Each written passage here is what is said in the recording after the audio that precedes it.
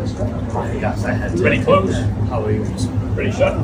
He's all dressed up today. President Trump, what's your message? That was an awkward, I think very patronizing start to Zelensky's visit to the White House, but it got a lot worse. There was some serious rows in the White House today.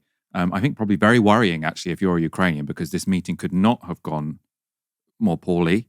Aaron, I know you've been watching it. Completely extraordinary scenes from the White House. Welcome to the show this evening. My pleasure for joining you, Michael. Sorry about the technical difficulties, but we got there in the end. Huge story today, right?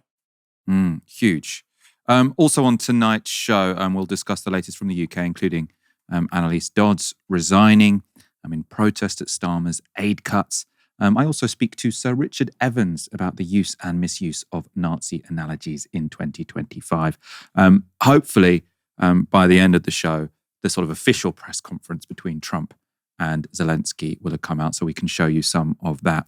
The extraordinary clips we've got for you now are from their sort of informal meeting at the beginning of the visit. As ever, make sure to let us know your comments, or you can tweet us on the hashtag Novara Live. Straight into that first story, Volodymyr Zelensky traveled to the White House today hoping to sign a minerals deal with Donald Trump and get security guarantees for his country. He might still sign a deal with Trump. A press conference will begin later. As I say, we'll bring you whatever comes from that.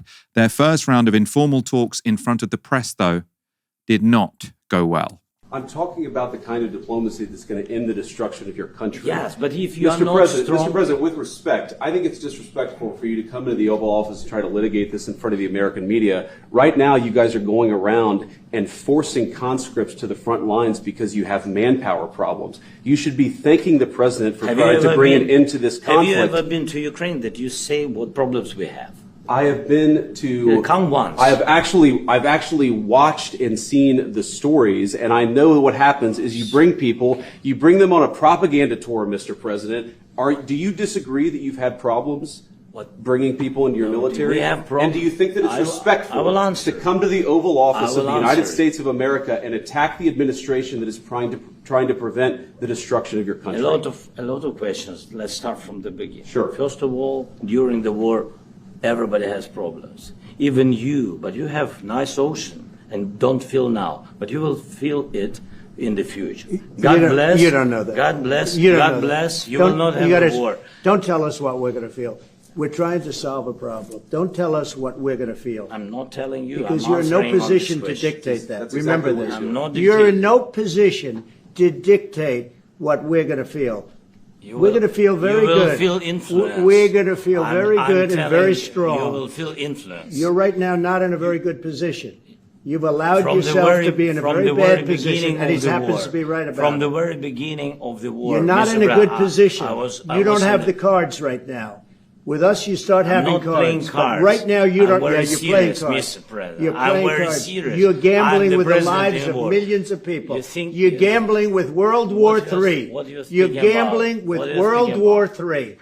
And what you're doing is very disrespectful to the country, this country. That's back to you. Far more than a lot of people said they should have. Have you said thank you once? A lot of times. No, in this even entire today, meeting, you said thank even you. Today. You went to Pennsylvania and campaigned for the opposition in October. Offer some words of appreciation for the United States of America and the president who's trying to save your country. So what led to that was Volodymyr Zelensky. I mean, we haven't seen the whole sort of 50 minutes that hasn't been released yet. So this is sort of from sections of it. But what led to that was Volodymyr Zelensky sort of saying that when it comes to a peace deal, it's not as simple as just signing one because Ukraine signed one in 2014 and then Russia didn't keep to it.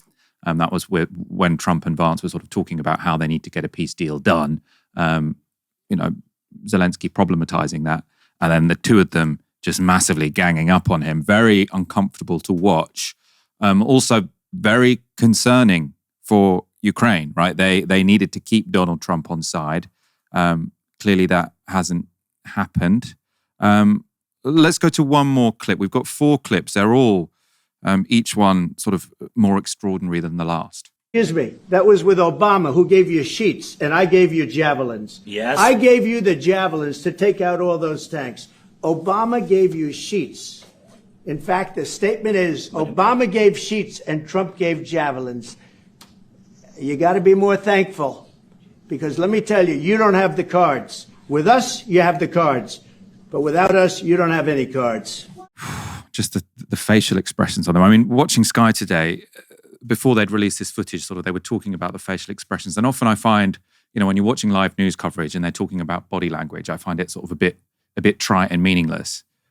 But I mean, it's unavoidable to find that image quite powerful, right? You've got sort of Zelensky being shouted at like a child, right? And Zelensky, of course, you know, think what you like about how the Ukraine war started.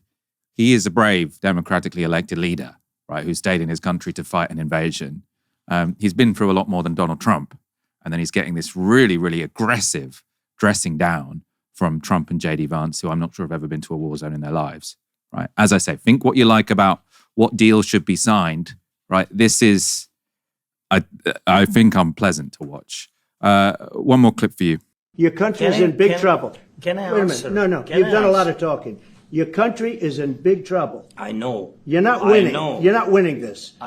You have a damn good chance of coming out okay because of us. Mr. President, we are staying in our country, staying strong from the very beginning of the war. We've been alone, and we are thankful. I said thanks you haven't in been this alone. cabinet, You and haven't not been only alone. in this cabinet. We gave you, through the said stupid president, $350 billion. You voted we gave for you your military president. equipment, You and you voted men for are your brave, president. but they had to use our military. What about if you didn't have You our invited military me- equipment, you invited if me you to didn't speak. have our military equipment, this war would have been over in 2 weeks. Now, obviously, you know, what you're watching there is the president and his vice president bullying Zelensky, right? But, you know, Zelensky saying, you invited me here to speak. You know, there is an element of what Donald Trump is saying where what he's saying is factually true, right? Ukraine doesn't have many cards. It is very much dependent on Donald Trump. And I presume all of the people around Zelensky, you know, running up to this meeting were strategizing how not to let this happen. So in a way, I think Zelensky probably will, you know, it sounds cruel to say this, but I think he probably will be disappointed with himself for sort of saying, you invited me here to speak, because, you know, what he really needed to do for his people was, you know, I hate to say this, but kind of brown nose Donald Trump. That's how you do diplomacy with Donald Trump, if you want something from him. You know, we're going to discuss Keir Starmer later in the show. I suppose what happened when Zelensky tried to stand up to Donald Trump puts Starmer's performance in a different light. This is actually the last clip we're going to show you before I go to Aaron. It's going to be a very hard thing to do business like this, I tell you. Just say thank you. I said a lot of times thank you to American people. Except that there are disagreements, and let's go litigate those disagreements rather than trying to fight it out in the American media when you're wrong. We know that you're wrong. But you see, I think it's good for the American people to see what's going on out here. I think it's very important. That's why I kept this going so long. You have to be thankful.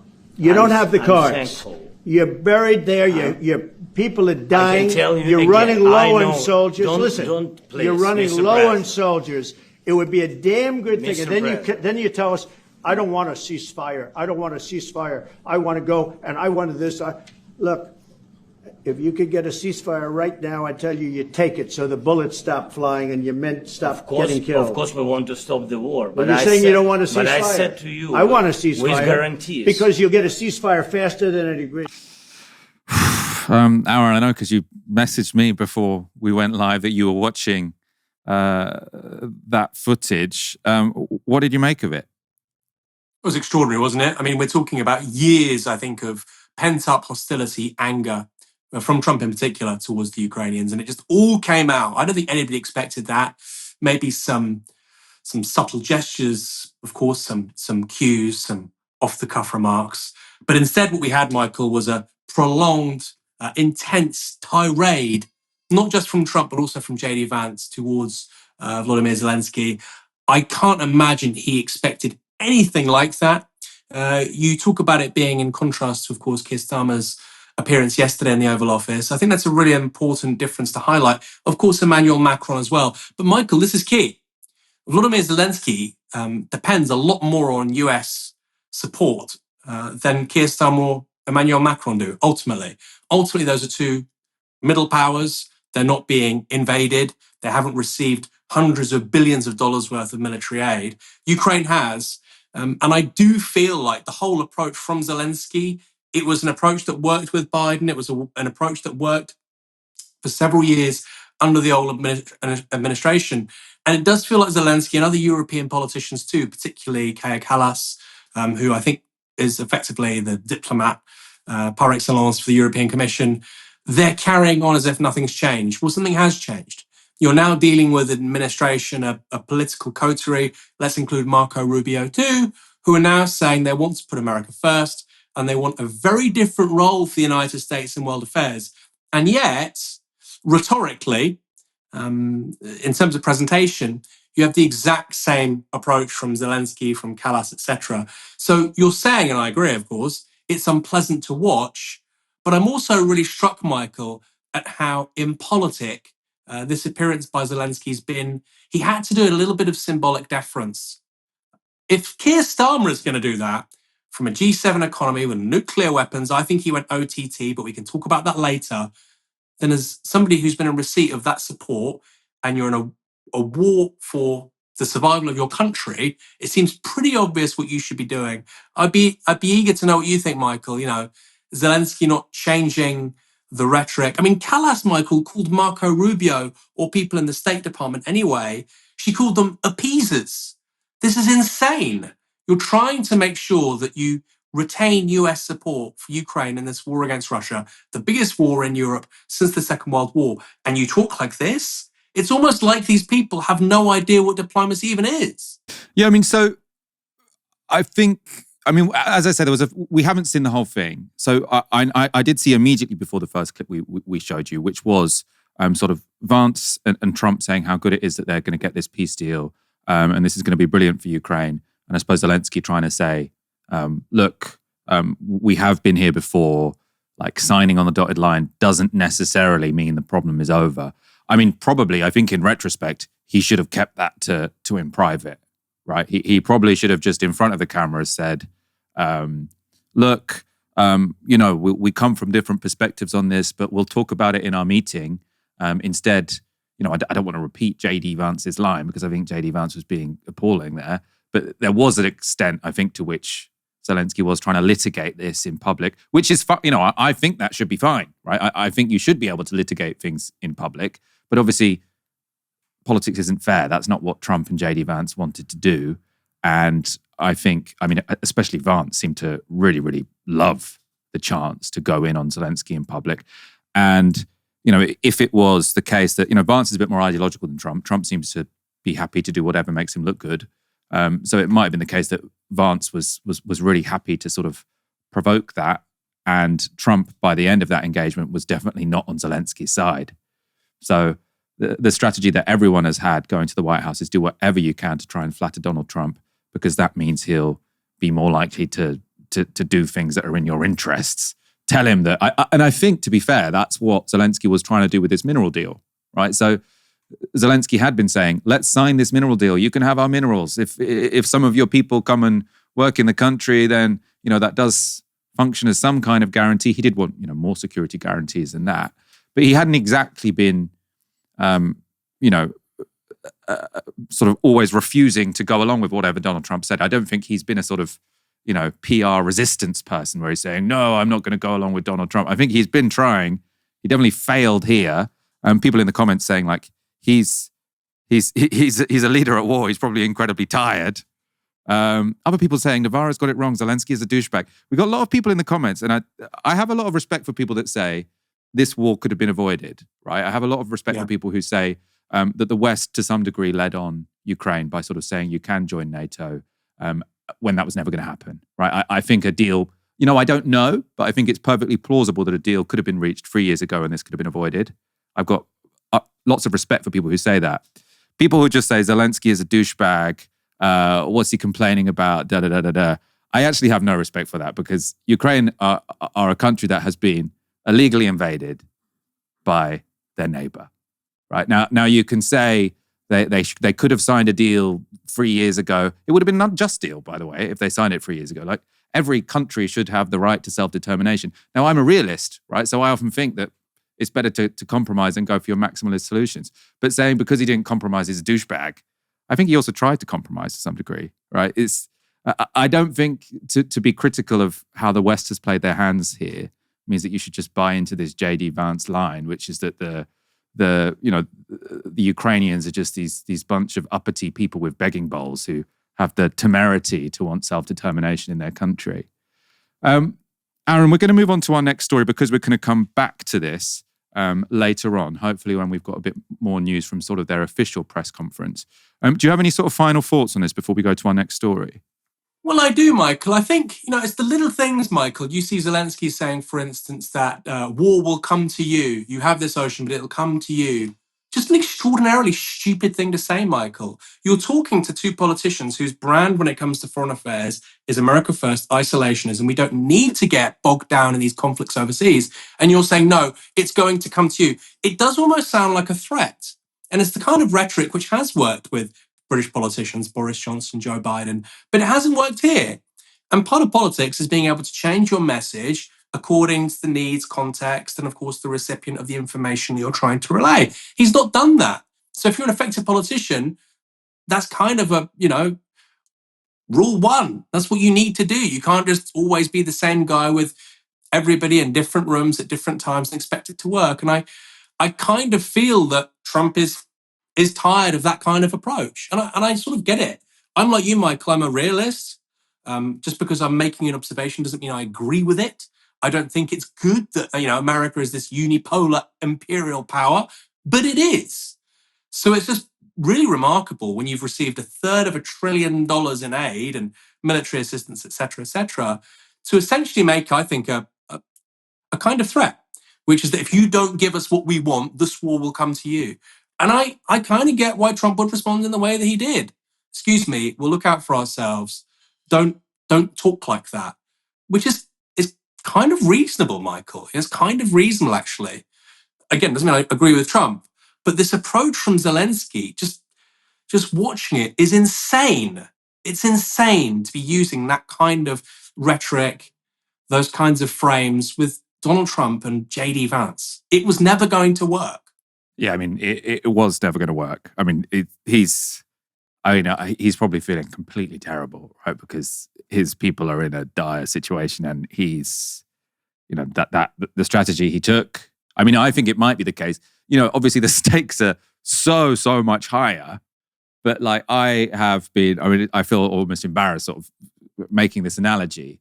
But it did remind me of if I'm sort of in a TV studio and there is like a host who's trying to get your back up, who's trying to get you to sort of get angry and annoyed because that makes good TV for them, and that means that they can sort of really sort of take advantage of you and make you look silly. Like Zelensky kind of had that face where it's sort of like, fuck, I fucked up, and he has, right.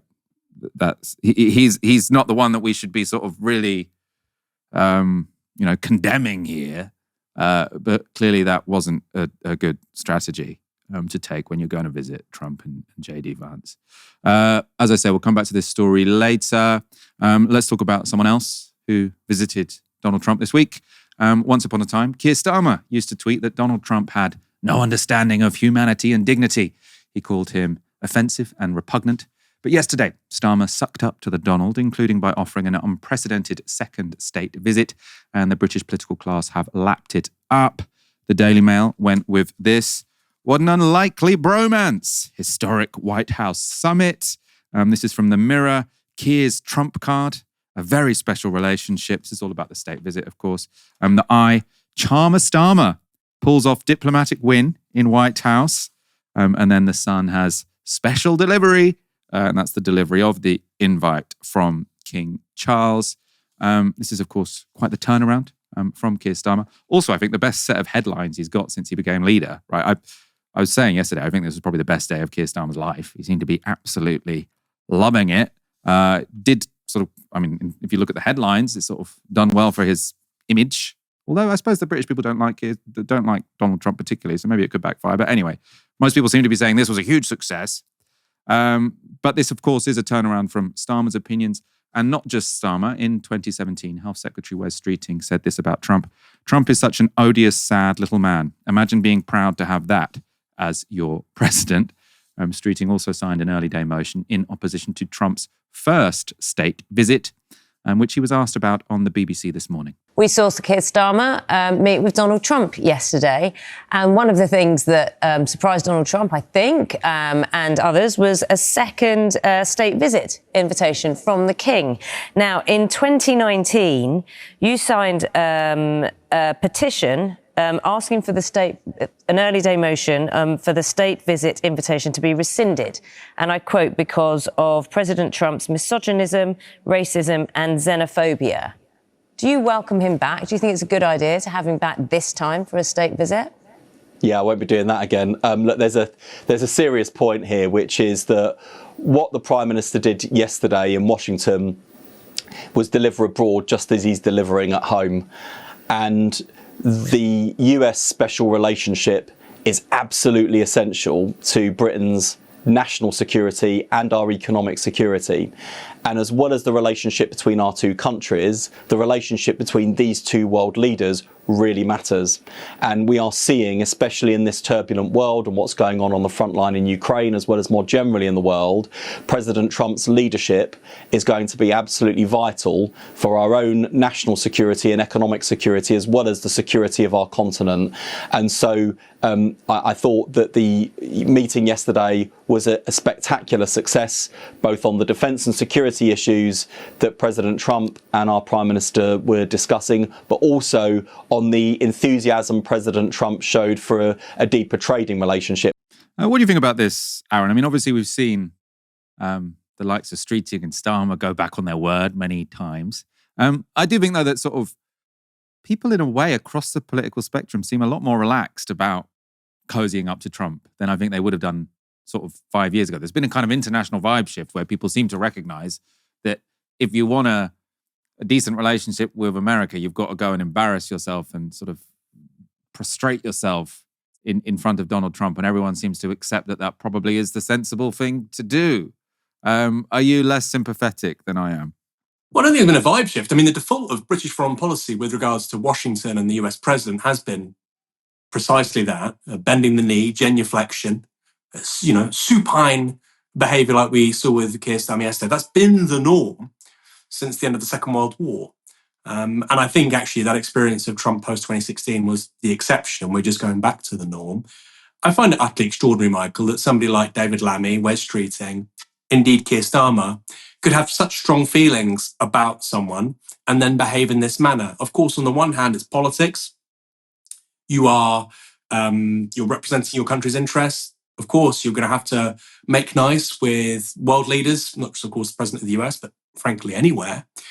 But at the same time, the way this has percolated down through the media, Michael, is utterly extraordinary. Yesterday I was looking at a tweet by John Sopel from the newsagents, and he was saying, Trump has said this, Trump has said that. It's so kind and positive about Keir Starmer. This is the best day of the Starmer premiership. But hold on, John Sopel. You were saying to me, I swear to God, last week, maybe last month, that Donald Trump is a compulsive liar. He's incapable of telling the truth. He's a threat to democracy. He's a tyrant. He's an autocrat. Maybe even he's a fascist. And yet this same person who was apparently incapable of telling the truth is now being crystal clear and utterly sincere and 100% sticking to the facts when he says these kind things about Keir Starmer.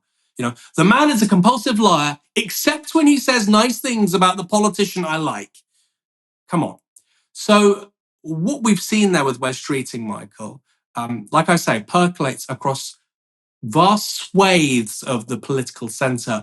But I think more interestingly for me is the commentariat and the media, Michael, because politicians sometimes have to humiliate themselves, right? Conditions change. I understand that. John Sopel doesn't have to humiliate himself by now all of a sudden pretending that Donald Trump's words carry so much weight for him when last week he was saying, last year, the man should be literally blocked from running again as a candidate to be president of the United States. So I think there's something bigger going on. In terms of the vibe shift, Michael, it's not often you get to say this in politics, but this is what winning looks like. This is what really winning looks like. Often what looks like a win is really just, it's contingent, it's temporary, the other side come back or whatever. There's a great quote about there only being two winners in the 19th century, I think Bismarck and Garibaldi. Everybody else, it was just all political careers end in defeat kind of vibe. And maybe Trump's will, of course, but having somebody like Wes Streeting or David Lammy humiliate themselves on their domestic media after saying those things about you, that is what comprehensive, overwhelming political victory looks like. Not just at the ballot box, but also in civil society and the manufacture of consent. Utterly extraordinary. Utterly extraordinary, Michael. I hope one day there's a left-wing politician in this country who wins so big. I mean, imagine what that would look like, right? It would be loads of right-wing shock jocks, Piers Morgan and whatnot, embarrassing themselves, trying to be their best friend. One day, Michael, a man can hope. So I want to get clarity from you on whether your beef here is with the commentariat or with Starmer and the Labour politicians themselves. I'm going to put a comment to you. Luby Lou says you can't criticise Zelensky for not kissing Trump's ass, then criticise Starmer for kissing Trump's ass. Have some consistency. So are you happy with Starmer kissing Trump's ass? It's just that you think the media don't actually have to go along with it. Two things. So firstly, Zelensky needs to kiss Trump's ass a lot more than we do. I mean, I think that should be quite obvious to anybody. Britain is a medium power, arguably a great power. It's on the UN Security Council. It's a G7 member. I think, $2.5 trillion economy. Britain and France and Germany put together are a really serious bloc. So I think it's kind of fatuous to say, oh, we're in the same situation as Zelensky. This is a country which has seen massive depopulation, economic stagnation for 20 years even before this war. It's now being ground down in an abysmal war where more than 500,000 plus Ukrainians have been killed. So I don't think that's remotely the same. I don't think that Starmer should go into the Oval Office and start mouthing off and tweeting bad things about Trump. No, I don't think that's serious politics for a prime minister. But at the same time, I don't think it's appropriate that when he's confronted by a Fox News journalist saying, what does the king, and by extension your government, think about Trump, joking maybe about annexing Canada. Now, bear in mind, Charles III is the king of Canada. He's the head of state for the government of Ottawa, as well as the government here in London, in the UK. Starmer didn't say anything. That is being a political cuck, okay? Right? When you share a head of state with a country and then the president saying we want to annex that country and you won't even push back and say, I don't think that's so good, that's bad. Now, on the one hand, yes, Starmer needed to play nice, the invitation to see King Charles, etc., the political theatre. As a socialist, I have no qualms with that, but it's the substance here, Michael. I mean, I'll give you another example. On the Chagos deal, which for some reason the right thought was going to be a disaster and Trump was going to, block it. Well, why would he? We're giving the Mauritius £9 billion to lease the Chagos base, which is on Diego Garcia, for 99 years, maybe now 140 years. We're giving them up 8.9 billion over 99 years. That's about £90 per Mauritian every year for 99 years. We're giving that, yes, to comply with international law, although it doesn't mean the Chagassians get what they actually want. But more importantly, we've guaranteed that airbase can be used by the US Air Force for the next 99 years. We've subsidized US empire, right? We've guaranteed that airbase there on that part of the Indian Ocean, Indo-Pacific, for 99 years. That's a really lovely gift for giving Donald Trump. Do I think that's wise foreign policy? Absolutely not. Or equally on defense spending. We've just basically rushed into spending 2.5% of GDP on defense. We're now hearing 3% at the start of the next decade. That was done literally so Donald Trump wouldn't jump down Keir Starmer's throat in this meeting. Do I think that's a sensible way to conduct domestic policy? Not at all. So stylistically, yes, you should play nice, you should be courteous, you should be polite, agree on all of that stuff. But on the content of what Starmer did, particularly on Chagos and the nature of this increased defense spending, I don't think that's wise. Now, of course, these two things go together. The reason, or one of the reasons why Trump was so courteous to Starmer is because these massive concessions were being made by the Brits. But I don't see a tension there. I do not see a tension there whatsoever. What I certainly don't like is this kind of, Twitter-brained kind of politics of condemnation and all that. No. Starmer's the Prime Minister of the UK, Trump is the President of the US. You've got to get on, you've got to try and represent the interests of your country, 100%. But that doesn't mean the kind of supine behaviour we saw over the last several days. I mean, I'll finish with this, Michael. David Lammy, speaking maybe to ITV, speaking to some journalists, said that if Donald Trump doesn't like the Chagos deal, he can veto it. Now, he presumably said that knowing that Trump was fine with the deal. Why else would you do that? It's a terrible negotiation tactic. But that is utterly remarkable. The idea that an American president can veto a piece of UK foreign policy, and you say it. And it got me thinking, if you had a literal CIA plant as the foreign secretary, I'm not saying that's David Lammy, although he did study at the John F. Kennedy School of Government at Harvard. If you had a literal CIA plant as the foreign secretary, what could they say that would make them more obsequious to Washington? I literally can't think of anything. In fact, they would probably hesitate to be so obsequious because then it might be obvious about who they really work for. So I think it's perfectly feasible to criticize both Zelensky. I'm not criticizing Zelensky. I'm saying maybe his approach wasn't the wisest, and also being critical of Starmer, Streeting, and Lammy in recent days. Okay, we've got some breaking news. We were saying that we were going to go to the press conference towards the end of the show. So what you saw was sort of the informal press conference in the White House. We thought there was going to be one where they were standing up at podiums, what you saw with Starmer and Trump last night. But we now have a statement from Donald Trump, which he's posted on Truth Social. The press conference has been cancelled, and Donald Trump said this: "We had a very meaningful meeting in the White House today. Much was learned that could never be understood without conversation under such fire and pressure. It's amazing what comes out through emotion, and I have determined that President Zelensky is not ready for peace if America is involved, because he feels our involvement gives him a big advantage in negotiations. I don't want advantage, I want peace. He disrespected the United States of America in its cherished Oval Office. He can come back when he is ready for peace." Oof. So I suppose, Aaron, translation there, I suppose Zelensky was going to the White House to try and say, what I want is to go into this negotiating room with Putin with as many cards as I can have. And Donald Trump has said, I'm not interested in giving you any cards. You can go home. Now, of course, I think it's reasonable for Zelensky to want some more cards, right, going into that meeting. I don't think Zelensky's been unreasonable here, but clearly it's backfired. And I suppose, what does this mean? Does this mean that he doesn't, so I have determined that President Zelensky is not ready for peace if America is involved because he feels our involvement gives him a big advantage in negotiations. So he basically wants Zelensky to go into negotiations with Putin with no cards in his hand because he thinks that's the only way he's going to be willing to agree to peace. Which, I mean, this is, I don't want to do the whole, Donald Trump, Vladimir Putin, best pals, but this could be written by Putin in a way, because he's saying Zelensky's trying to improve his negotiating, his bargaining power. I want him to go in there completely empty-handed, and Trump seems to want Zelensky to go in there completely empty-handed. I mean, that's entirely right, Michael, isn't it? The only leverage that Zelensky has, well, of course, he has the leverage of the bravery of the men and women of Ukraine that fought so robustly for the last several years, but primarily the leverage is support from the United States and its NATO allies.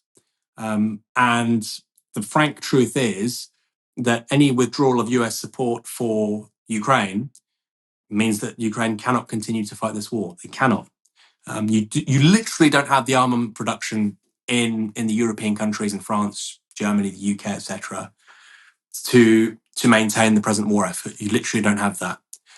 Other things beside that as well. So, Trump is overtly saying, I'm taking away your leverage here. Play poker, but I'm going to take away a couple of cards out of your hand, or basically all of them. Maybe you've got one left. Good luck. And the point about Putin, Michael, is again really important. No, they're not best mates. I didn't really buy into Russiagate and PP-gate and the Mueller report. I know lots of people got excited about that. But Trump does get on with Putin, and he doesn't have and you can agree with that. You can think it's a good thing. You can think it's a bad thing. But he doesn't have, from what we've seen, any sort of personal enmity with Putin. And he seemingly gets on with Vladimir Putin much better than he gets on with not just Zelensky, but a few other European leaders too. I mean, he was making nice with Macron the other day. I thought, by the way, Macron, people, in response to that previous question, I thought Macron negotiated that whole thing incredibly well.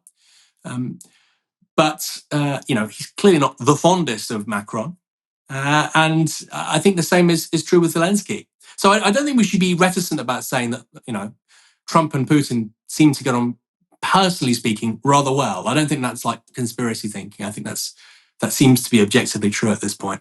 And I mean, this is because if the consequence here is that America immediately basically withdraws all their support for Ukraine, because they are still providing military support for Ukraine, that basically means that Zelensky will just have to almost surrender immediately. I mean, we don't know yet whether this is sort of a tweet, or whether this is a statement of intent that America is immediately going to withdraw all of its military support for Ukraine. Because obviously, it feels a bit like the last couple of weeks we've been talking about, the deal as if it's inevitable. And I think we forget that the fighting is still going on, right? There are still battles and people dying.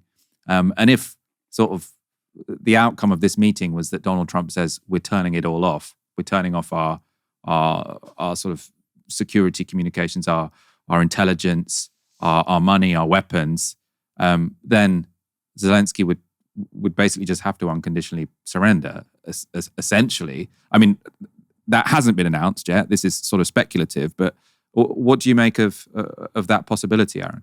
I don't know about unconditional surrender. I mean, I think there would just be a very rapid series of negotiations, wouldn't there? You might see withdrawal of Ukrainian troops further back. I don't know how far back, maybe the Dnieper River. They certainly would leave Donetsk and Lugansk, you imagine. But yeah, they simply don't have the capacity to continue this without US support. But Michael, this is the crazy thing. We were talking about Starmer a moment ago. Yesterday, Trump was talking about a negotiation, a peace settlement, and he said, hopefully we'll get the Russians out of a fair bit of Ukraine. He said that. I can't remember the precise formulation, but he kind of said that. And now he's saying something completely different. So these statements for public consumption, for better or worse, if he says something you like or dislike, it's not necessarily the wisest thing to put too much truck or listen too much or put too much weight, rather, in what he's saying. I've seen a few people in the comments say, if only this was how America treated Israel, which, because they'd have just as much justification to say this, by the way. When Netanyahu goes to the White House and sort of was basically saying the opposite of whatever Biden wanted him to say, wouldn't it have been great if Biden just said, I think you're being quite disrespectful. You've only been able to fight these wars because America supplies you with weaponry and we give you backup if Iran tries to attack you. You should actually do what we say. If only Biden had done that. And if only Trump would do that to Netanyahu. Of course, Trump seems to agree with all of Netanyahu's war aims, including the ethnic cleansing of Gaza, so he wouldn't. But it's interesting how these different relationships play out, or infuriating, let's say, how these different relationships play out. Because, of course, Ukraine was invaded. Israel is doing the illegal occupation of the Palestinians. The Ukrainians are being illegally occupied. Let's go back to Keir Starmer. We've sort of been talking about strategy when negotiating with Donald Trump. I think a lot of people are willing to sort of give Starmer a break when he's sort of symbolically sucking up to Donald Trump. People say, well, giving him this state visit, sort of being really flattering him is maybe necessary because that's how you do kind of, politics with this sort of somewhat overgrown toddler. Aping Trump's actual policy prospectus is a different matter, though. Earlier this week, following Trump's cuts to USAID, Starmer slashed the UK development budget from 0.5% to 0.3% of GDP. And today, his international development minister has resigned in protest. Annaleise Dodds was Starmer's first shadow chancellor, so should be an ally, but the aid cuts were too much for her. Dodds said she could understand that some of the money to increase defence would come from the aid budget. So she's saying she realised that compromises might be needed, but she couldn't support all of the money coming from reductions in overseas aid. And she said she had believed that tax rises or changes to Reeves' self-imposed fiscal rules could have been discussed instead. She was also apparently bounced into this. She was told just sort of 24 hours before it was made public that these cuts were happening, and I don't think she had much say in the matter. On the consequences of the cuts to overseas aid, she said this: you have maintained that you want to continue support for Gaza, Sudan and Ukraine, for vaccination, for climate and for rules-based systems. Yet it will be impossible to maintain these priorities given the depth of the cut. The effect will be far greater than presented, even if assumptions made about reducing asylum costs hold true. And the reference to asylum costs there is because at the moment, lots of the money spent on sort of hotels and housing asylum seekers comes from the aid budget. She goes on. The cut will also likely lead to a UK pullout from numerous African, Caribbean and Western Balkan nations. At a time when Russia has been aggressively increasing its global presence, it will likely lead to a withdrawal from regional banks and a reduced commitment to the World Bank, the UK being shut out of numerous multilateral bodies and a reduced voice for the UK in the G7, G20 and in climate negotiations. All this while China is seeking to rewrite global rules and when the climate crisis is the biggest security threat of them all. I mean, she says, ultimately, these cuts will remove food and healthcare from desperate people, deeply harming the UK's reputation.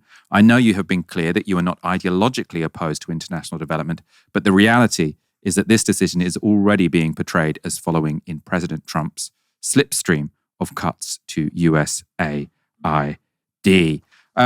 Aaron, what do you make of this? I have to say, personally, I'm not angry at Keir Starmer going to the White House and sort of sucking up to Donald Trump. I do think that copying his policy when it is going to cause a lot of harm to a lot of very vulnerable people is much less forgivable and, in fact, terrible. Well, I'm torn on this one, Michael, because the reality is when it comes to overseas aid, lots of money is wasted. I did an interview with Matt Kennard about this about a year ago. And some of the things are just absolutely extraordinary. You have to understand that one of the core principles driving overseas aid for the British government in recent decades is the idea of development. So rather than doing things, which of course we do as well, such as focusing on maternal health, early years infant mortality, clean drinking water, mosquito nets to bring down malaria, transmission, etc. We do all of that, all very important. On top of that, you've also had investments in 5-star hotels in South America, subsidizing a range of private health clinics in India. It's remarkable that a country with effectively socialised healthcare to some extent with the NHS, free at the point of use, it's remarkable that the taxpayers of that same country are helping to subsidise private healthcare clinics in India. So I'm not a blinkered, uncritical voice when it comes to UK aid. I think you probably could cut a number of those projects. Would that money be reinvested into other things with regards to overseas aid, or would it go to other projects in this country? Personally, I'm going to put my cards on the table. If you were saying politics is zero sum, you can't increase any taxes, you've just got income, outcome, what are you going to do? I probably would cut $2.5 billion from overseas aid to the projects I just said, and I would get rid of the two-child benefit cap in this country. I'm just saying that so people know my priorities. Of course, when you're in number 10 and you have access to all kinds of levers, like, for instance, taxing assets, financial transactions or whatever, you don't necessarily need to do that, but I understand that critique and where it comes from. What I think Keir Starmer has done is really different though, Michael, and it absolutely is in the slipstream of Trump's decision on US aid. Right now, the UK spends, I think, about 13.5 billion a year on overseas aid. These cuts are going to reduce that to, I think, 8 or 9 billion, between 8 or 9 billion. And fundamentally, I think this is the beginning of the end for overseas aid as we understand it. And this is really, really important to grasp, Michael. Yes, there's been lots of waste. I've just talked about a couple of projects that this country has subsidised over the years. I don't think we should be doing them. Yes, there is a developmentalist approach to aid projects in recent decades, which I think are counterproductive and frankly, in some ways, neo-colonialist. But aid has also saved millions of lives. One of the paradigmatic examples here is, of course, US support for retroviral treatment and HIV/AIDS treatment in sub-Saharan Africa. Ironically enough, initiated by George W. Bush when president, that has saved 20 million lives minimum. We still live in a world, Michael, where millions of women every year give birth in the dark because they don't have electricity at home or they're a very long way from access to healthcare facilities. 1 million plus people die from dirty drinking water. We still have significant numbers of people dying from malaria, all preventable. So I think we absolutely need to make the case for overseas foreign aid. But I understand why some people would want to cut certain projects. What Keir Starmer is doing here, Michael, I think is failing to make that defence and absolutely just following the polling numbers. And we need to be clear about this. This will be very popular. Cutting overseas aid will be very popular. And I think what would have been even more popular is putting that money into things like policing or, maybe some to the army or a tax cut if you're trying to really get reform voters. But instead it's going towards defence, which I'm sure is somewhat popular, but not, maximalist popularity. But the idea of cutting aid is very, very popular with, Labour Tory swing voters, now maybe Reform Labour swing voters in the Red Wall. That's why they've done this, Michael. And expediency does matter in politics. If you want to win democratic elections, you need to get the policies and the messaging to the right people in the right place at the right time. I get it. But there's too much of it right now with Labour. And I think, frankly, this is an outgrowth, an expression of the fact they have no broader vision for the country. And people use that analogy of the trolley for Boris Johnson. And I think this is, Keir Starmer as the trolley. Or memorably, as Morgan McSweeney put it, Docklands Light Rail, a self-driving, automated train. Although, of course, Keir Starmer thinks he's at the wheel. I think I disagree with you on that, because it sounds like on aid, you're sort of saying if it's charity, so if it's sort of, basic medical care, if it's mosquito nets, if it's antivirals and it's given away for free, it's fine. If it's related to development, it's bad. And I mean, talking to Claire Short, who was the former International Development Secretary, I think probably the person who had the job for the longest, because she had it for 6 years and the job was only there since 1997, was abolished sort of sometime in the 2010s. So she was saying, because I was asking about, we're now in a multipolar world. Should it really just be sort of like the West giving charity to the global South, right? The world is more complex now than that. And she was saying that actually, it works quite well, which is the Chinese come and they're quite good at building infrastructure. And then the British come and they're quite good at supporting the building up of, education systems, principally. But then also maybe trying to get some sort of institutions and infrastructure going, sort of, market infrastructure potentially. She was saying maybe conference centres aren't that bad a thing to build in a developing country because that's what they want. And that can sort of get some custom in. I mean, ultimately, in poorer countries in Africa, Really? Yeah, I mean, you want to start some growth if that gets some people in and they sort of start purchasing stuff. So more than 1 million people die every year from dirty drinking water, and you think that UK taxpayers should be subsidising, and this is a real thing, by the way, a 5-star hotel in South America. What in what way are they subsidising it? They paid for it. They paid for it. They paid for it. There was a business district development going on. They paid for a 5-star hotel. Well, it probably is useful for them to have a business district, right? Probably is useful to have a business district if they want to get investment into that country. Well, I think you probably want to focus on people getting access to clean drinking water first. I mean, talk about putting the horse before the cart. No, but you can do both, right? I don't know if you probably want to get clean drinking water first. I don't see why there's a zero sum, especially if you're saying we should cut the development budget. If you're saying we can keep the development budget where it is, but we can move money from the hotels to the drinking water, that's fine. But I think the idea that sort of so much of aid is inefficient, so let's shrink the budget, that seems wrong to me. No, I didn't say that. I'm saying if it was zero sum, yes. Or I think you could probably stop investing in things like 5-star hotels and yes, guaranteeing clean drinking water for people. I think that is probably sensible. There are many, many instances of very effective aid projects. You can look at, for instance, I think it's the Against Malaria Foundation, PEPFARs, I think it is, with regards to HIV/AIDS in South Africa. The East German Republic developing the Vietnamese coffee industry, now the world's second largest producer of coffee globally, lifted many people out of poverty. I'm all for that. But I do have a particular problem. And by the way, this is not, coming from a place of ignorance. This is having spoken to somebody who wrote a literal book about this. Matt Kennard, the interview is on our YouTube channel.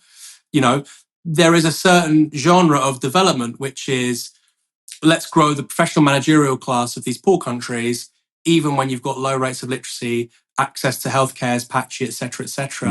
And that has taken hold. And I'm not even going to say that's Blairite, Michael. That's really taken hold, actually, since 2010, right? So it's a kind of Cameroon-style operation when it comes to overseas aid. And I don't think we should be doing that. I'm sorry.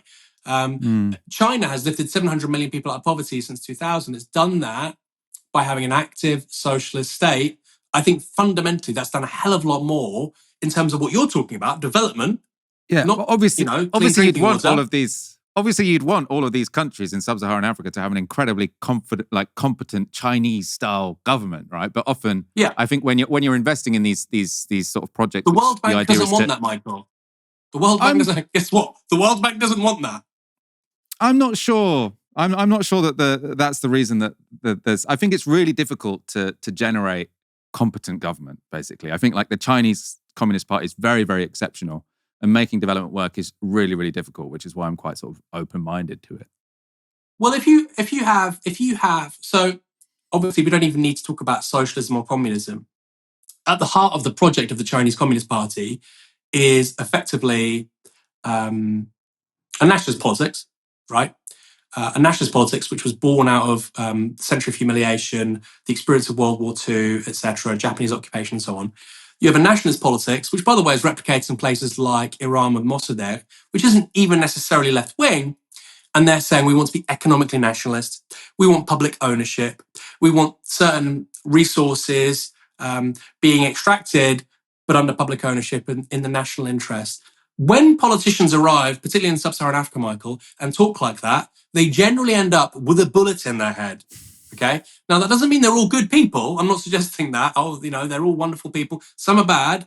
Others actually were very good, and it's a tragedy they weren't allowed to carry on and try and take that vision somewhere. A great example, of course, is with Zaire. And the absolute disaster happens after that experiment with democracy there with Mobutu and Kabila. You have other examples elsewhere. So this idea that, we just need good governance in poorer countries for places like the World Bank means you will adhere to the strictures that we've decided upon in the economics departments of North America and Europe. It hasn't worked. Because if you look at the economic superstar of the last 25 years, it's the country which didn't do that. They still use markets. They're still doing capitalism. I'm not pretending otherwise, but they didn't do the structural adjustment program bullshit that we see from the international finance institutions, specifically the World Bank. So I kind of disagree there, Michael. Yeah, I mean, the countries that did do that, though, also didn't, so if you look at Zimbabwe, for example, they obviously didn't follow the Washington Consensus. It didn't go very well, right? You had a kind of socialist. I don't think it's as simple as if it wasn't for the bloody World Bank that had overthrown all of these socialists, then we'd have brilliant development. I think it is genuinely really difficult to sort of do what the Chinese have done. And so that's why I'm quite open-minded about it. Go on, last point, final point. No, we could go all day, couldn't we? I think Zimbabwe is quite a specific one though, Michael, because you have to remember that's a country which declares independence unilaterally. You have a white minority there. Obviously, they play a very historic role within that country in terms of land ownership, economic participation, etc. So I don't know if, is Zimbabwe, is that really a good example, counter-argument? You are right to say, of course, that just because somebody is a radical leftist and they hate the World Bank doesn't necessarily mean they're good and they're taking their country place. So I agree with you there. Let's go to, actually, before we go on to our next story, if you appreciate our journalism, one way you can support us is by buying our merch. 30 to 70% of anything you buy goes directly to sustaining and developing Novara Media, which sounds good. The rest covers the cost of making it. And we thoroughly audit every supplier we use to make sure they are committed to fair working conditions and fair pay for workers. To see what we have in stock, head to shop.novaramedia.com or use the link in the description. Is Elon Musk a Nazi? Is Donald Trump a new Hitler? Or is the real modern analogue of Nazi Germany Putin's Russia, meaning any deal over Ukraine amounts to appeasement? Godwin's law, coined by an attorney in 1990, states, quote, as an online discussion continues, the probability of a comparison to Hitler or to Nazis approaches 1. It was intended to mock the overuse of Nazi analogies in shrill political arguments. But with Nazi salutes apparently now a common feature of American conservative rallies, should we revisit what we can and can't learn from 1930s Germany? Well, to find out, I spoke to Britain's most distinguished historian of the Nazis, and Professor Sir Richard Evans is the author of more than 10 books on the Nazis, including the seminal Third Reich trilogy. His most recent book is called Hitler's People, The Faces of the Third Reich. I began by showing him this clip.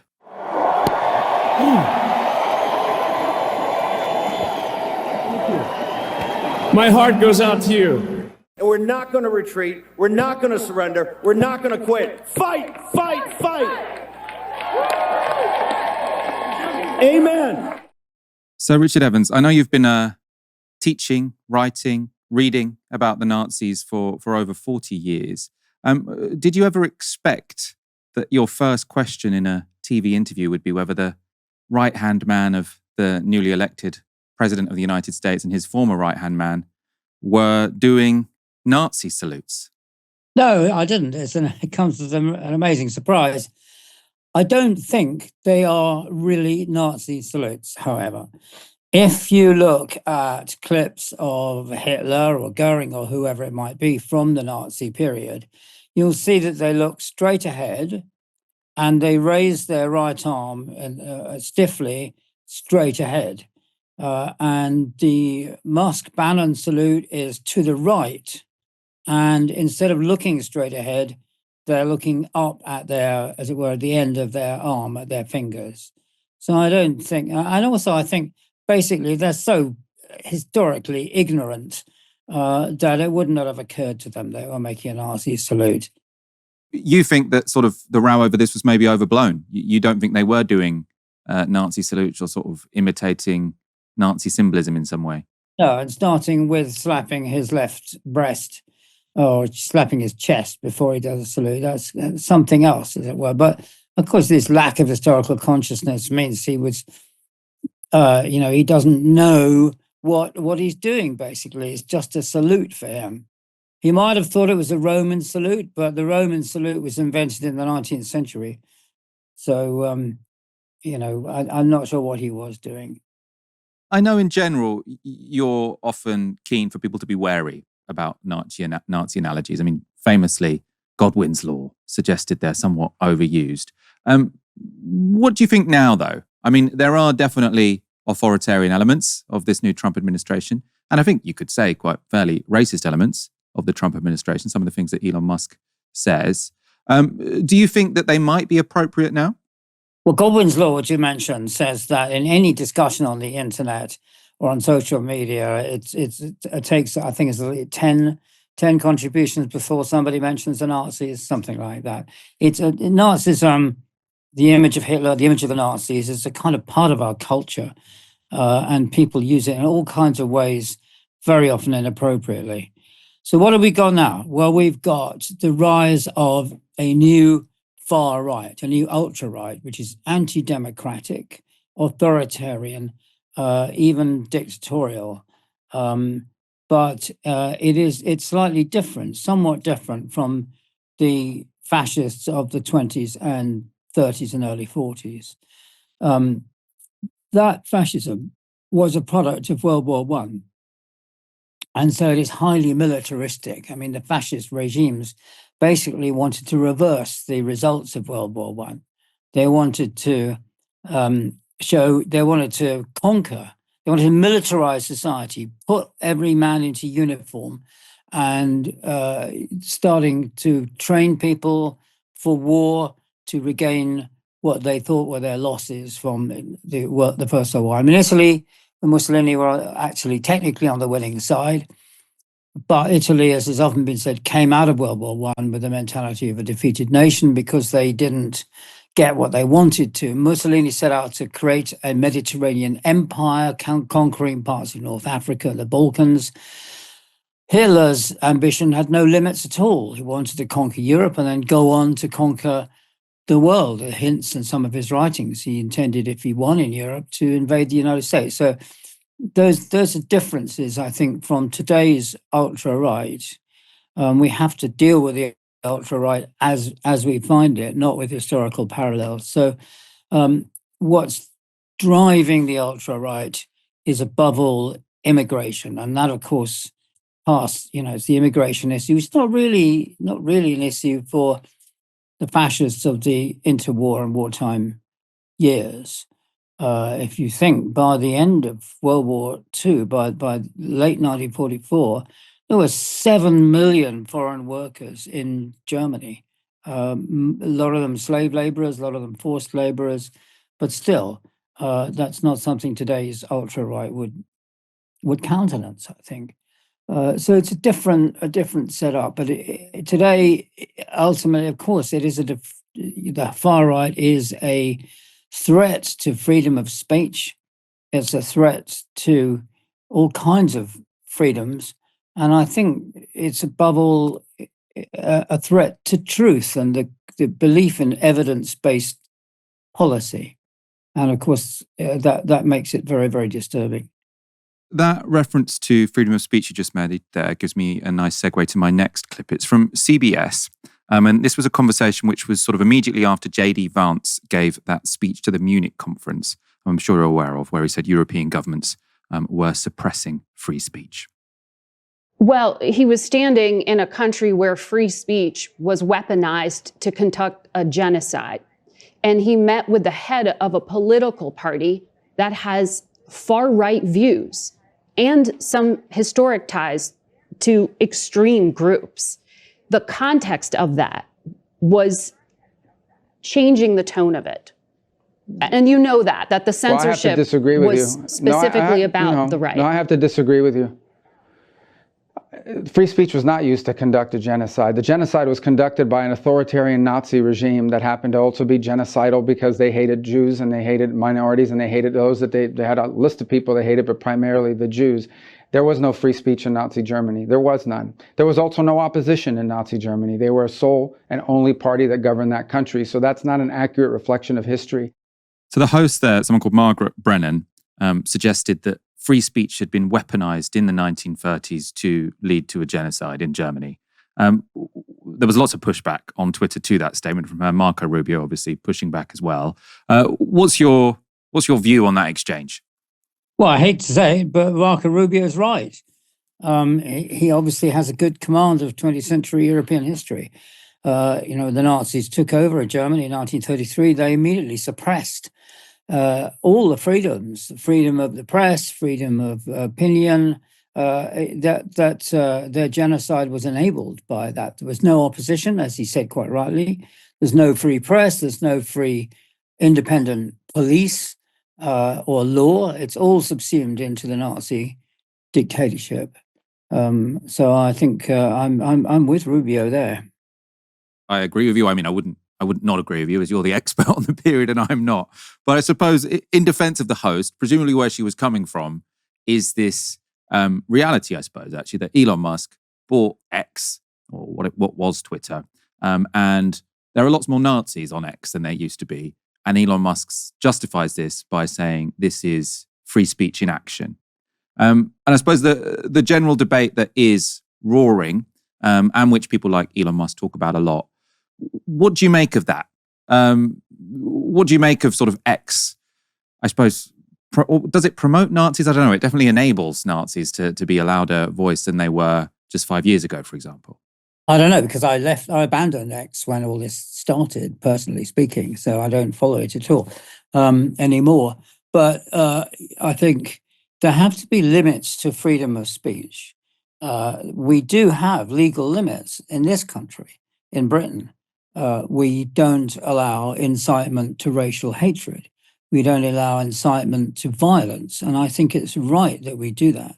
But you have to be careful about what you ban and what you don't. Obviously, if you go too far, say as happened in Viktor Orban's authoritarian regime in Hungary, where the media have all been essentially taken over and turned into government mouthpieces, you also have to be careful what you ban and what you don't. So I've always been opposed, for example, to outlawing Holocaust denial in this country. It is outlawed in some European countries like Germany or Austria, which I think have better reasons to outlaw it. But in this country, outlawing Holocaust denial creates martyrs of freedom of speech from people, Holocaust deniers, who have no interest themselves actually in freedom of speech. Were they in power, they would suppress all criticism of themselves. So we don't want to create martyrs. We don't want to draw attention. We don't want to boost their image, their public image by directing a law against them. And there are still very few in this country. I mean, the difference is that there are, of course, with the globalization of the media over the internet and social media, that internationalizes opinions such as distortions of the truth, negations of the truth, like Holocaust denial. an incitement to hatred of, let's say, Jews, or for that matter, Palestinians, is something that I think should be against the law. The issue there is where you draw the line, isn't it? So what counts as incitement to hatred? Someone like Elon Musk would push back and say that net was cast way too wide on old Twitter, and that new Twitter, or X, is more respects free speech in a way, because the limits on it had become overbearing. But I suppose, I mean, I know you're a historian. Was this debate? Because I think lots of people they project back from present debates to the 1930s, and they think that maybe if only the establishment had made different decisions in the 1920s or 30s, they could have put a lid on the Nazis and sort of said, no, actually, we're not going to tolerate this. We're not going to let you stand in elections. We're not going to let you spread your propaganda. Could a more restrictive could more restrictive speech codes, let's say, have played a role in stopping the rise of the Nazis, before 1933? Well, there's 2 points there. I mean, one point is that social media have dispensed with fact checkers. They've dispensed with alerting their viewers and participants to outright lies and distortions and factual misinformation and disinformation being spread. And I think that is wrong. I think it's very helpful if you have fact checkers, and if somebody puts up, let's say, a post on X, formerly Twitter, saying that the Holocaust never happened, I think it would be important if you had a moderator putting up saying, no, this is simply not true. The evidence is overwhelming. As for the 1930s, well, it was tried actually in Germany. One government in the early 1930s did ban the wearing of military uniforms by the Nazis, by the stormtroopers. And although that, for political reasons, was rescinded some weeks later, I do think that was a step in the right direction, and had it stayed, it would have had an effect. Because the Nazis were constantly uniformed stormtroopers marching up and down the streets, marching through communist areas, intimidating, beating up, and even killing social democrats and communists even before they came to power in 1933. And just remember, in the summer national election campaign of 1932, so months before the Nazis came to power, over 400 people were killed in Germany in street clashes. Now, no responsible or viable democracy can afford to tolerate that kind of thing, and I think it's wrong that they, weren't able to counter it. Your mention there of socialists and communists leads us nicely to our next example of, I don't know if this is a Nazi analogy or just bad analysis of Nazi Germany. This is a clip from last month. It's from a discussion on X between Elon Musk and Alice Weidel, the leader of the Alternative for Deutschland. Since I'm a economist, I would like to shed some light on the idea, when we talk about Hitler, on the idea of the National Socialists.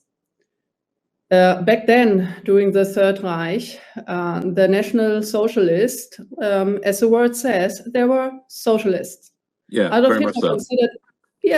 They nationalized industries like crazy. Yes, absolutely. Yeah. He was a communist, and he considered himself as a socialist. Richard, I don't know if you thought you were going to get asked this as well after 40 years of reading and writing and teaching about the Nazis, but was Hitler a socialist? Let me do a bit of fact checking first. He did not nationalize industries. Absolutely not. Okay, they subsidized and created some steelworks, the Hermann Goering steelworks, but by and large, they left the capitalist system intact, but they managed it by prioritizing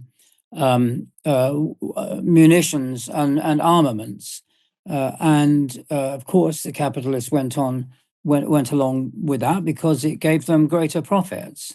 And later on, of course, during the war, there was a collaboration between capitalist industries and the SS, who supplied cheap or free labor for them from the concentration camps, leading to the creation of hundreds, if not thousands, of what were called subcamps, which are jointly managed by the SS and by industry. So it's been called a command economy, in which as it were, government set the direction, but it did not nationalize or socialize any industries, and therefore, of course, won the support of large, big industry, finance, and so on.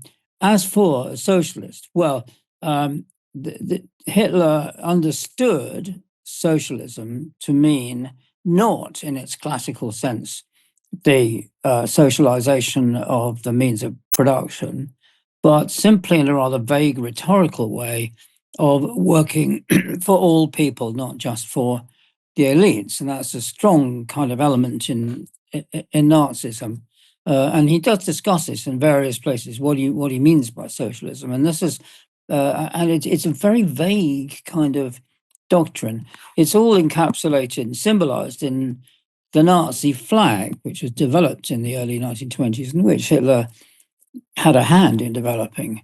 It's a red background for socialism, in a white, with a white circle in the middle and a black swastika for racism. And the three colors, black, red, and white, are the official colors of the old imperial Germany of the Kaiser. So it's an attempt to kind of catch every part of public opinion, from reactionary monarchists all the way down to the workers.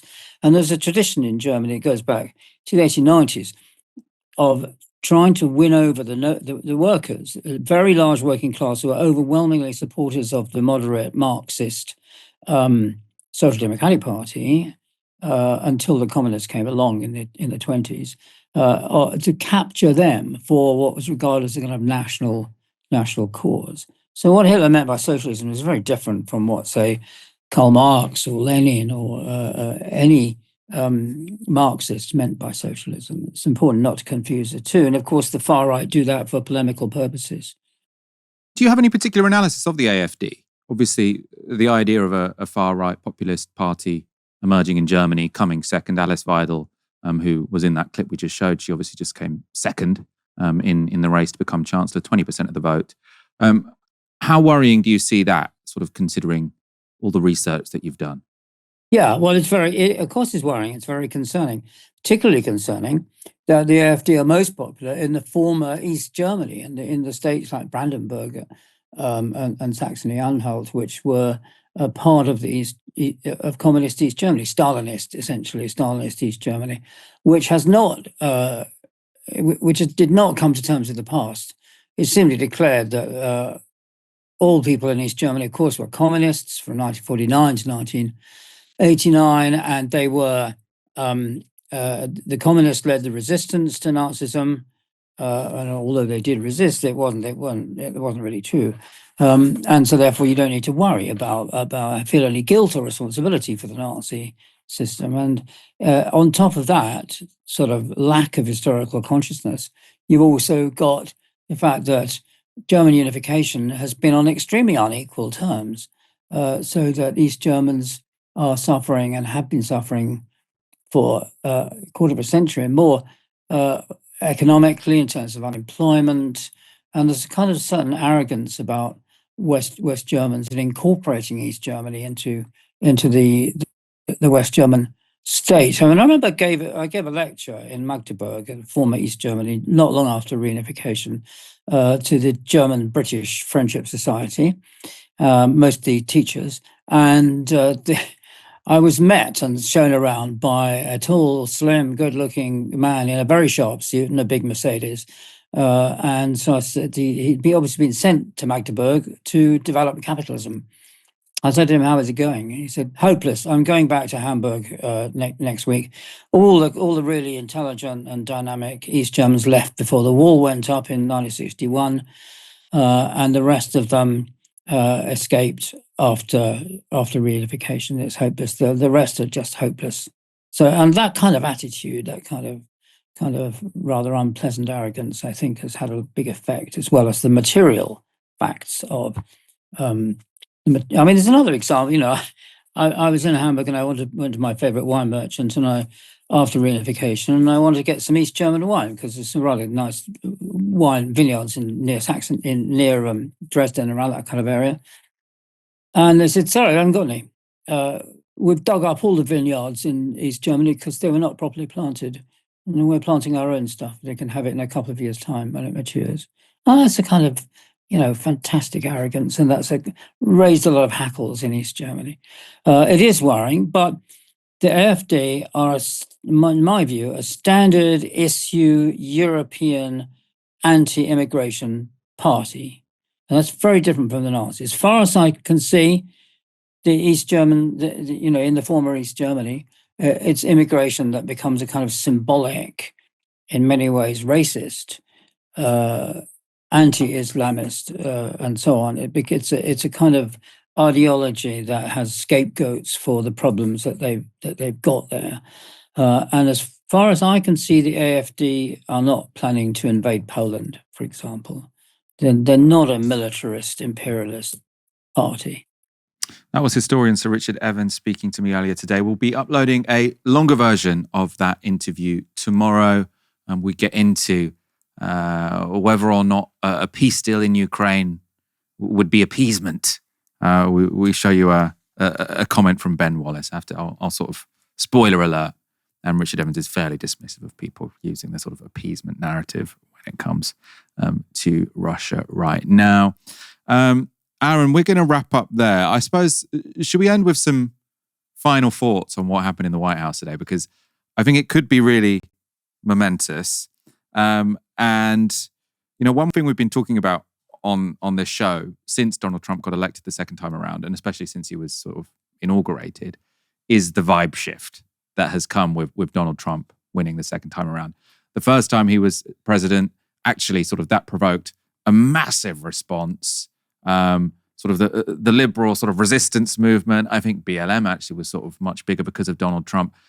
That's all been very muted the second time around. The second time around, people seem to be saying, let's treat him more like a normal president and see how it goes. He's got a proper mandate this time. Is there a chance that this could change things? Sort of, I'm seeing kind of journo Twitter sort of saying that this could change. So Lewis Goodall from the news agents now says the Starmer offer of a state visit now a nightmare, as if sort of this changes everything. It could do. I mean, you've got sort of Macron and people sort of saying, we're with you, Ukraine. But do you think this will create a vibe shift in the other direction, or are people sort of overplaying this? I don't think it really matters what journalists say on Twitter, Michael. I include ourselves. That's a vibe shift amongst a very small subsection of the population. I think as well the idea that, oh my God, it was a mistake to have Trump invited again for a state visit because of what he said today. I mean, Trump says outlandish things on a very regular basis. If that was going to be the threshold to stop any invitation to him, you should never have extended one in the first place. In terms of what it means substantially, two things really come to mind here, Michael. The first is that I think the radical right in Europe, the nativist radical right, has major problems in so much as they have tied themselves to the Trump project. And I actually think, perhaps counterintuitively, that in the medium to long term, that's going to create major political blowback for them. We already saw it a little bit with the AfD in the German elections. Elon Musk coming out for AfD. Yes, they did very well. Yes, they doubled their percentage of the vote, but it didn't have any material impact in terms of Musk backing them. And I feel that any endorsements from the nativist right in the US, people like Steve Bannon, Elon Musk, people around Trump, I don't think they're going to count for very much. And actually, I think the potential downside for people like Reform, of being heavily associated with Trump, having that relationship with Trump, could be rather large. There's some upside, but I think the potential downside is much bigger.